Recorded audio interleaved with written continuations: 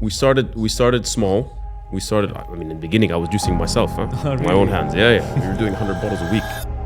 Yeah, man, we used to chop fruit and vegetables. We used to get guys. I used to have my housekeeper come and help us. One of my drivers used to come and collect, and then we used to deliver ourselves to clients and customers. Like, man, I still had a job to get to.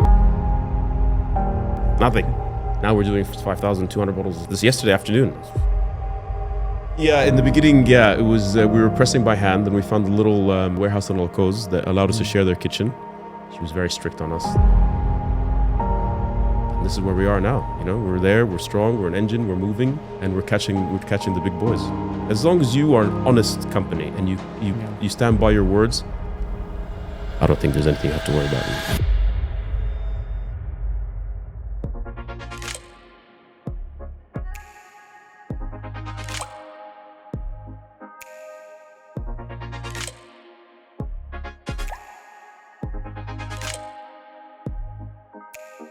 Welcome to the Sandpit Startups podcast, where we journey into the minds of the brightest and the best the region has to offer. We're here to connect entrepreneurs in the studio with the entrepreneurs listening at home, and we sincerely hope the next half an hour or so motivates, educates, or inspires you. And if it does, you know where the follow button is. Join us in today's episode with Raja Abuljebain, the CEO of Essentially Juices Manufacturing. That's correct. Yes, and essentially his product portfolio includes cold-pressed juices, nut milks, and wholesome snacks. And they have been a pioneer in the wellness field since 2012. So get ready for this nourishing conversation with Raja. And thank you so much for joining us today. Thank you, guys. Thank you for having me. I'm really happy to be here. One of your first guests or first series of guests on the Sandpit Startups. I've been listening to your startups, to your podcast, and yeah, man, I was very excited when you invited me to be on here. Yeah, absolutely. So please shoot away. I'm happy. Yeah, let's do this. It's a pleasure.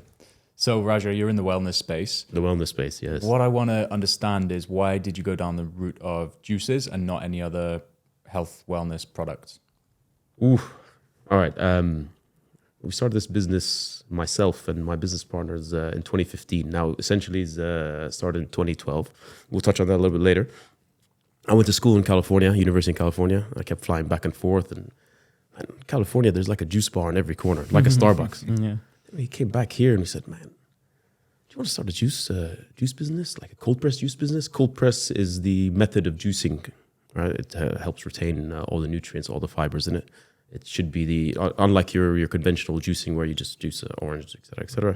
This retains all the fibers, et cetera, and the nutrients. So you're able to consume a high quality juice versus a not so high quality juice. So we started a little company called Cold Press Juice Company, KPJK. Okay. And it was in glass bottles. We wanted to go down that environmentally friendly route. And then a couple years down the line... But you still do, I think it's important to mention. Yes. No, it is. It's coming up. It's gone now. No, it's not gone, definitely. Yeah. A couple years down the line, the big player in the market in the cold pressed juice space was which is now essentially Juices Manufacturing. And they were, I don't know, they were doing cleanses before anybody knew what cleanses were here in the UAE. And cold pressing. So we kind of looked at them as the go-to or the people we'd like to aspire to be. We contacted them, they contacted us, and we sort of joined forces. We sort of merged. And then technology came on board, and this allowed us to extend the shelf life of juice. So all of a sudden you go from a 3-day shelf life product to a 28-day shelf life product without adding any preservatives or any pasteurization of any sort. Yeah. And then the game changed. Of course, cold pressed juice was a glass bottle company. You can't apply pressure to glass bottles, so we quickly had to park this business aside and joined forces fully with Essentially. And eventually we bought the company from the founders who decided to go back to Europe at the time. And we took it from here to what we are today. And we're very, very happy to have done it. So you said essentially we're doing juice cleanses before it was a big thing. When you guys took over, were you riding, because now it's a very popular type of trendy thing to do, especially for those that can afford it and they really want to work on the lifestyle. When you took over the business, did you ride that wave of popularity, or was it more like you had to invest in product or like market education? Well, it was a bit of both. Of course, we rode that wave. We were doing the same at KPJK with cleanses. But my business partners and I, we saw that this is a business that should be on every table, on every shelf. It should be a ready to drink. It should be the next Coca-Cola or a beverage you pick up at every gas station, every store, every Waitrose or any supermarket. Yeah. So I think that is what we engaged with essentially from the beginning, and that's where we wanted to take it. If they wanted to stay, or which we, not if they wanted to focus on the cleanse part and let us grow that part, and we're happy to do so. Eventually, we bought the business, so then our main focus is now to be an RTD. We want to be on every shelf.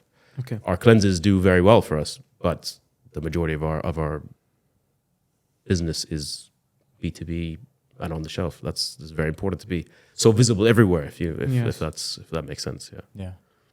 So back in the day, you were saying there wasn't really many juice brands out here. No. So you kind of had that first mover's advantage, but as time progresses and we look at the market now, you do have quite a few competitors. How are you finding that competition, and did that first mover's advantage help you a lot? Yes, well, we are the biggest in the cold press space. So, and then you have the big players that produce juice like Barakat or Fit Fresh, fantastic companies, very big companies. Yeah. We can't compete with them, but we're almost there. They produce mostly single origin juices, and I think when essentially came on board, they realized that they got to do some kind of mixture like we do to promote their, I don't know what you want to say, health or wellness side of their business. Yes. So, and then the other cold pressed juice companies, they do very well. They're a bit smaller than we are. I think they're focused more on the cleanse side of things, and we knew that we needed to be on the shelves directly. So this is where we are. But yes, being the first and having a fantastic team around us, very, very business-minded team, I would say. And if I could say like a bit of advice to everybody, never fall in love with your brand. I think people fall in love with their brands and they kind of want to keep it sheltered and close to them. You got to if you want to scale or make money from your business, you got to take it to the next level. You have to have that vision and a strong team around you to help you get there. And that's what we did, what we're doing. So you did mention that there are smaller players. Yes. They're also in the cold pressed juices. And then you have Barakat, they're the big players. Yes. So you are probably trying to create your own niche, probably a smaller market. Yeah, in the premium juice business, yes. We use grade A fruit and vegetables. So what you see on the shelves of the supermarkets, Spinneys and Waitrose, is what go into our juice. It costs us a lot more money to do that than it does when you're juicing a grade 2 orange or a grade 3 orange.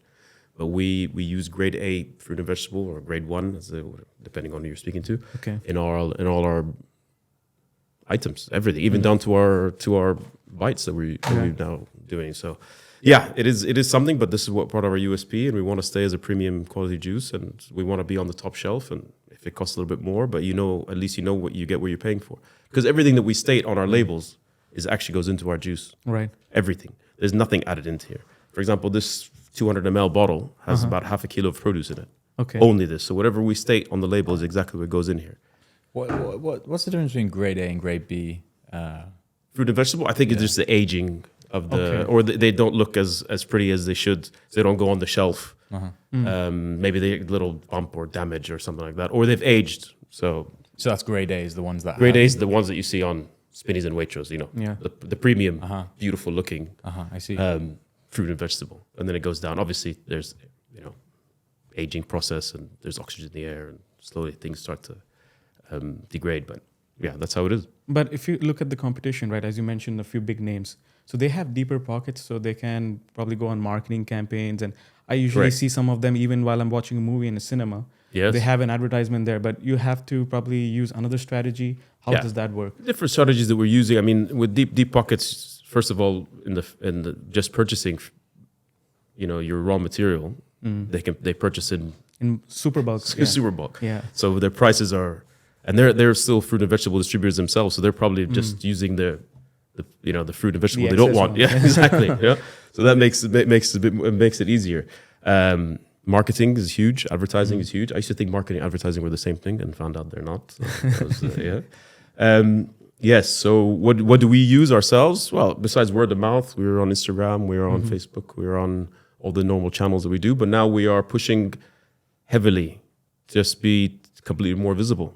Like we need to be there. I think we are as a company lacking in that side of the business. But we are working hard to get there to get there very soon. We need to have this all properly done by the 1st of September. Like we need to be pushing those numbers. These numbers need to climb very quickly, especially to direct to B2C, directly to our customers. Yeah. And just to build on another point, that because they again have deep pockets, if you compare, let's say, D2C and retail, so when you go to retail, there is a listing fee to put up a product, and for them it probably is easier because they have the cash buffer. Yes. But then how does it work when you are trying to be in places, because you are in many stores right now? Yes, we have a number of stores.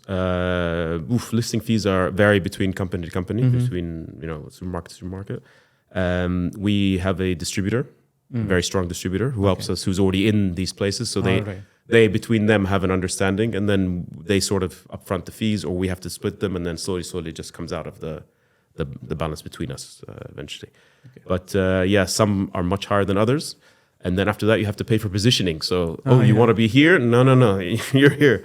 And I remember walking to a store and I saw, besides the fruit and vegetable side or the juice side, in like, I don't know, let's say they go to the cereal side, and you see one distributor pushing back a certain brand and bringing his brand forward, and then the next morning the other guy comes and pushes it back and forth. So they call it distributor wars over there, but it's quite hilarious. You see, I mean, I know one company, I forget what they're called.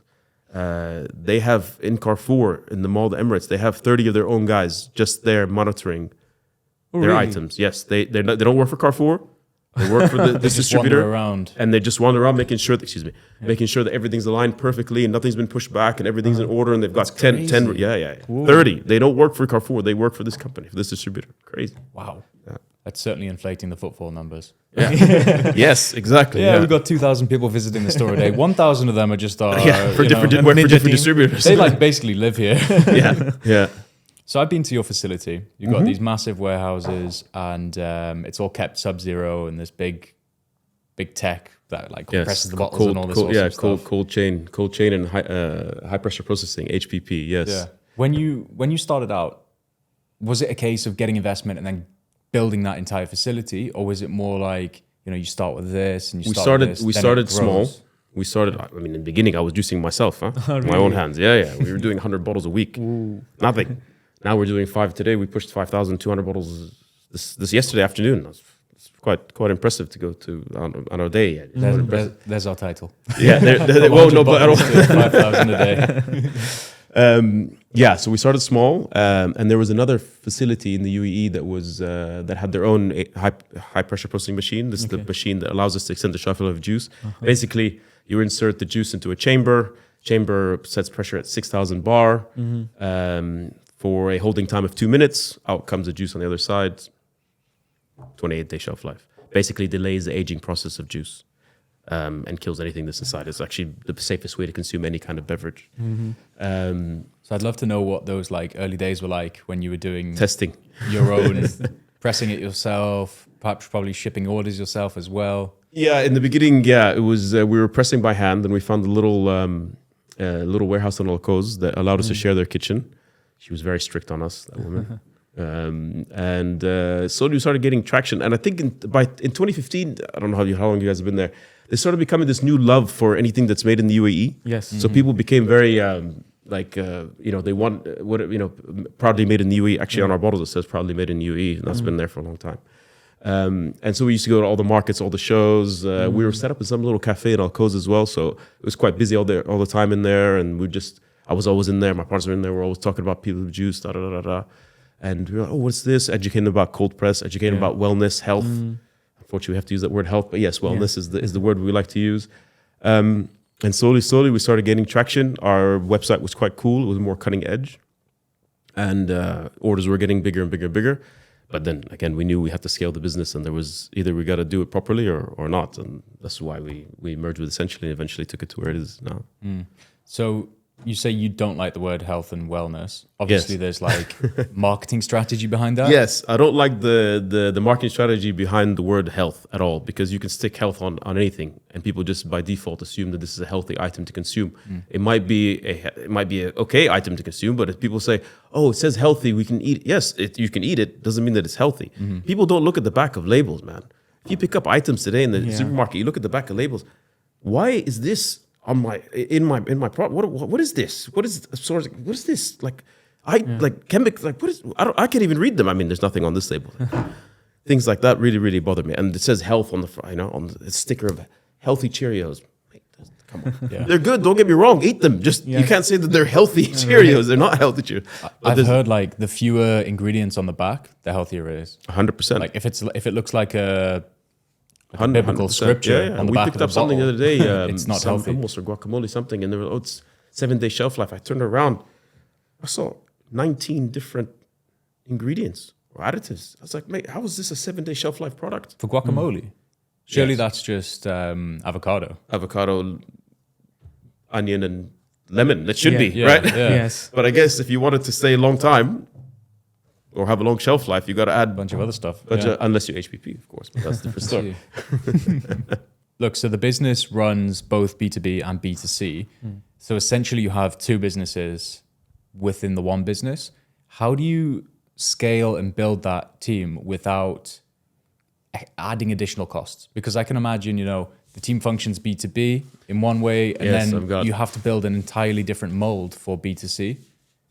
Yes, well, we have a dedicated team for that, and they manage those online orders. Those are quite easy. The idea is to grow that part of the business needs to grow immediately. I mean, we need to be covering everyone. I need to be bringing in X amount every month, and that's the whole push that we're doing now. So that by September 1st, we have all this really down to the T, so we can push that side of the business All right. and leave us to handle the B2B side. And it's growing rapidly. I mean, we're on every supermarket, not every supermarket, sorry, but most of the supermarkets, all the gas stations now. We just signed ADNOC, so now ADNOC, so we cover ADNOC, Enoch, Epco, all the Zooms. I mean, it's endless. Like I said, in 2018, we were in. I just wrote it here yesterday because I was quite impressed by it. In 2018, we were in 48 different stores. As of June 2023, we're in 575 stores and outlets. It's pretty impressive in a span of 5 years. Yeah, Yes. a lot of hard work in that. We supply most of the airports, or most of the outlets in the airport. And now, because we're on Eid holiday, you're going to see a massive spike in sales. And then summer kicks in, so it's kind of dips down again. Dubai is like quite a space for B2B transactions because Yes. it seems everyone here has their own business or venture. Yes. What would you attribute, like how would you say to them, here's how you get a B2B deal over the line? Like B2C is a different ballgame. Yes. Yeah, that's a different ballgame. But, how are you able to get all over the country? I think they started seeing that we were just like a quality product. People started asking for better quality of anything. People now in the UAE are looking for better quality of everything that they see on the shelves. And essentially out there being a premium brand, honest and true to what they put into their product. And it was very easy to start being listed everywhere and taking away business from the big players. Right. And they noticed that, that we've had several discussions with them. And this is where we are now. We're there, we're strong, we're an engine, we're moving, and we're catching the big boys. As long as you are an honest company and you stand by your words, I don't think there's anything you have to worry about, really. Absolutely. Yeah. And one thing I really love when you mentioned that in the early days, you were the one who was... Man, you don't know. Man, I used to, get up. We used to have so a long time ago. We bought our first cold press machine. We called it the Henry. I don't know why we called it Henry. I think we had some kid that came to work for us. His name was Henry. And then we used So to the chop. machine was the kid. Yes, we bought a kid. Yes. Man, we used to chop fruit and vegetables. We used to get guys. I used to have my housekeeper come and help us. One of my drivers used to come and collect, and then we used to deliver ourselves to clients and customers. Like, man, I still had a job to get to.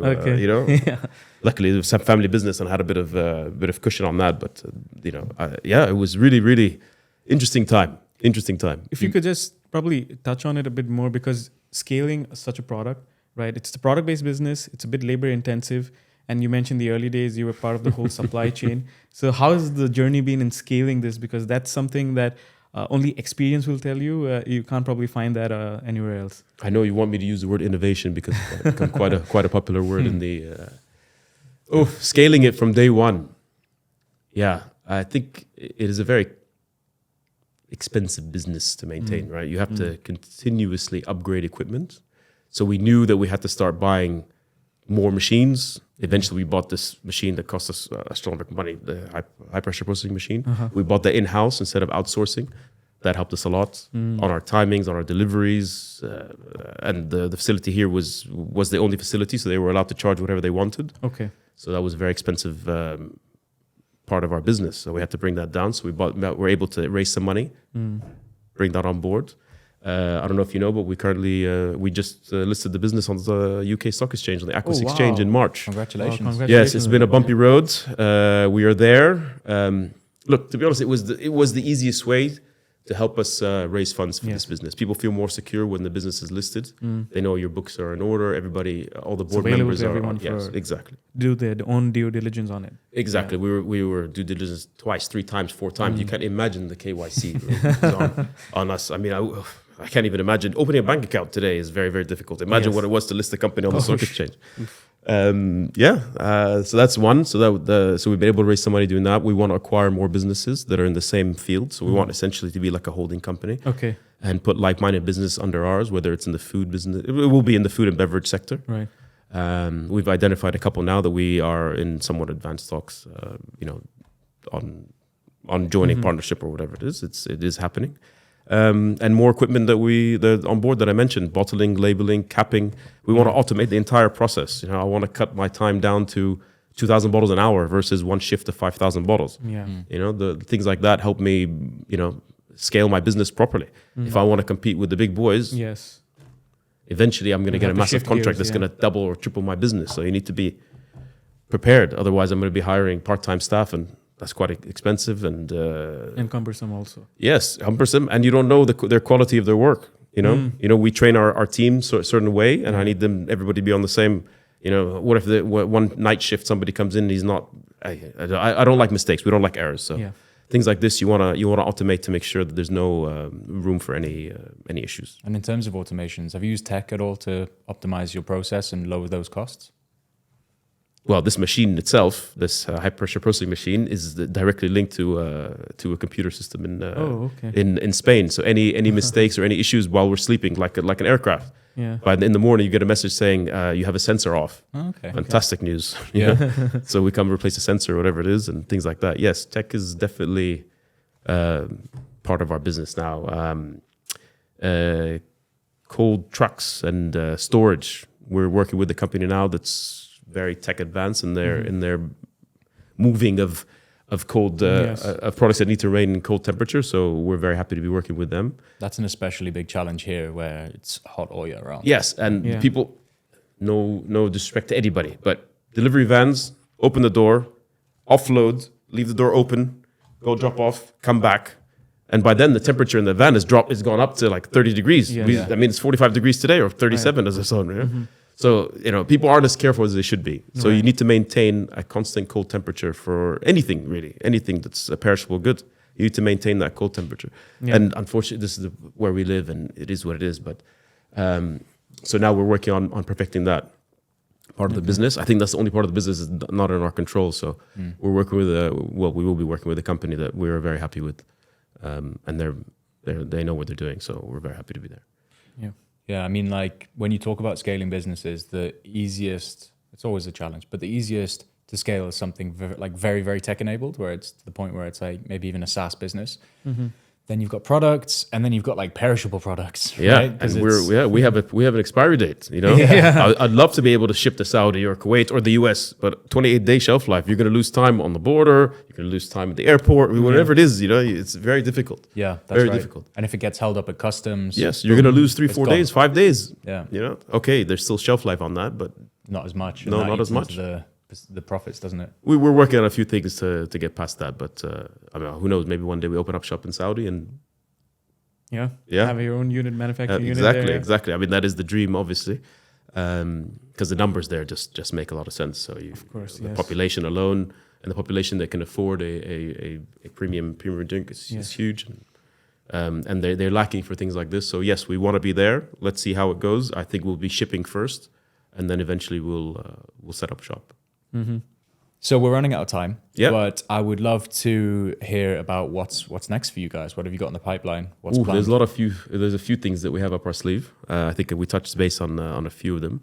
But what we're very happy and very proud of is our soon you will see a fully biodegradable bottle on the shelf. Okay. So these bottles are all recyclable, yes, but our new bottles, which will be on board in the next couple of months, will be fully biodegradable. On top of that, we work with a company called Recap. So they by Viola, Recap by Viola, they're a huge recycling company. So the other day, I think we did something like 1,000 kilograms of recycling already, or so we managed to recycle 1,000 kilograms of plastic with them, some crazy number. So this is very, very important for us. A lot of our clients are putting pressure on us to become fully biodegradable or to push our ideas of how to be more environmentally friendly. Okay. And we're doing what we can. We even give credit points to our customers, our clients, that if they've returned some bottles, we do some exchange for them that way. And with the biodegradable bottles, we'll be ahead of the game. So you'll be the first mover with the. There are some juice companies that have a biodegradable bottle. I don't know how long it takes to biodegrade. You can state whatever you want, but I don't think they biodegrade as fast as they claim. But our bottle will be a biodegradable bottle that will be degrading very quickly, let's say. Definitely help create a better and a greater brand identity. Yes, 100%. And you want to be ahead of everybody. So you don't want anyone to come tell you, oh, we've got to cancel your contract because you're not biodegradable or you're not going this direction. Yeah. So as long as you start the story and then tell them that you're working on it, we're doing this in 1, 2, 3, then they're happy with that. And this is where we are right now. So once we told our clients that we're coming with this, they were all very happy and relieved. Yes. So it's obviously good to be eco-friendly, but there's also a strategy behind that too. Definitely. That's interesting. I mean, there's a lot of an incredible biotech out there now. Yes. I know this company that's doing plastic bags made of cassava. Yes, I heard about this. If that ends up in the ocean, probably it will even biodegrade before it gets to the ocean. But if it does end up in a body of water, it dissolves within like 48 hours, something like that. We're looking at 3 years with our bottles to biodegrade. So that's pretty impressive by 3 years. And it's basically just vegetable, like inside and outside, right? So, goes straight back to the earth. It is very expensive though. So you got to all this tech ideas. It is expensive. It's going to add cost to our bottle, but we have to absorb it because this is the future. You want to not ride this wave, but you want to be in there. You got to do you got to do your part. It's not riding the wave. We have to do our part. Yes, that's right. Yeah. Well, it's nice that you have that mindset because it won't be expensive forever. No, of course. The longer that these guys are working and they get funded from increased fees, then they can work on their process themselves and get that cost down as well. It shouldn't be something that's expensive, right? It should be something that's available to everybody. I mean, we have to go down this route. I heard something that the recycling glass has more effect on the environment than recycling plastic. Really? But nobody actually recycles plastic. That's the problem. So people think glass, because it breaks down, you think, oh, they're just going to crush and break down and we can reuse it. But the impact it has on the environment is very tough. Yeah. But plastic is much better, but people just throw... I mean, I walk up and down Kite Beach and I pick up people's garbage. I think it's just really... Like, guys, the garbage is just there. I know. Do your part. Like, it's not very difficult. It's awful. It's just awful. Also, I know there's been this move to like paper bags rather than plastic bags. Yep. But what most people don't know is those paper bags actually cost more in water waste to make. So it's literally just public perception. It's endless. Okay. Public, It's dreadful. exactly. I mean, sure, plastic ends up doing more damage when it gets out into the environment, but to make it, it's actually more expensive and more detrimental. Yeah, it's a tough space. Tough space, yeah. But we're getting there. We're getting there. Yeah. So look, we're quickly running out of time. Yeah. We've enjoyed the conversation so far. Thank you. We want to just leave you with one last question. Ooh. If you have any nuggets of knowledge to leave with the entrepreneurs listening to this episode, what would you like I told you before, never fall in love with your business. That's number one. And second is invest in people who invest in themselves. I can't say this, but it is so important. Like, I can't say this enough. It's so important. Invest in people who invest in themselves. Because people who invest in themselves want to show you that they can be better. If they're taking care of themselves, they want to take care of you. They want to take care of what they're working on. They want to take care of... Invest in people who show drive, Exactly, shows drive. That's exactly what it is. Can you just expand on the first point?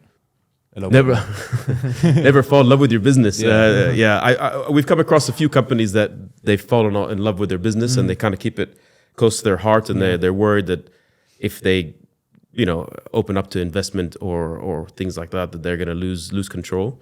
And I think that just completely just plummets that business, because you have to be you got to go into business to scale. Yes, I'm not going to just make juice out of the back of my house. I'm never going to make any money like this. So either you got to take your business seriously or not. And once you decide to take your business seriously, then you shouldn't fall in love. You got to be separate. Yeah. And if you got to let go of the business, you have to let go of the business. Might cost you millions, but you have to let go when you have to let go. True. We all started. This is how a startup is. If you're not getting there, then goodbye or do go the next step. But you just don't hold it here, because then it just goes. So, Raja, thank you so much for coming on. Thank you so much Yeah, for It's an having awesome me. experience. Yeah, it's Thank you amazing guys. No, journey. I really enjoyed it. Anytime I'll come back, really, I really enjoy talking about these things. And we need to hear more about UAE-based, and we shouldn't say Dubai, we should say UAE-based entrepreneurs, guys who are producing proudly in the UAE. Yes. You know, guys that have worked hard. I'm not born and raised here, but I've been here 25 years, and I feel like this is my city and my country. So, you know, you gotta push people like us that are, Absolutely. yeah, definitely. Agreed. Yeah, Thank Very you happy. again. Thank you guys. absolutely.